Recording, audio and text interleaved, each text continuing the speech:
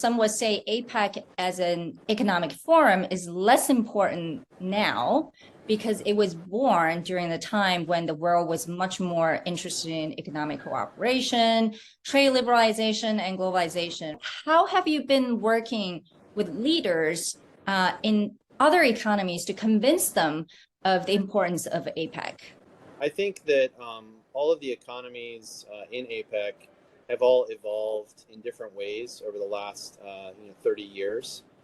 One of the things I love about APEC is that it was founded in 1989. The first leaders level meeting was in 1993 here in the United States in Blake Island, Washington. And if you think about all of the things that we've tackled since then, we had the Asian financial crisis, we had 9/11, we had the global financial crisis, now we've had COVID. There certainly have been wars and other conflicts as well.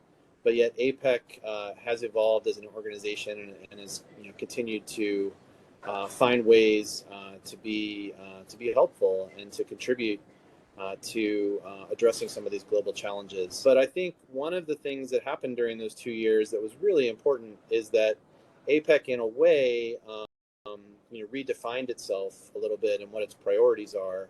Essentially saying, okay, it's been 20 years since or more than 20 years since the Bogor goals in Indonesia. What are the ways in which APEC adds value in the current economy? And so that's where you had the Putrajaya Vision 2040 and the Aotearoa Plan of Action really define these three drivers of economic growth, being trade and investment, innovation and digitalization, and strong, sustained, balanced, and inclusive growth. And I think when we look at those three areas, what has happened with APEC is it's become much more comprehensive.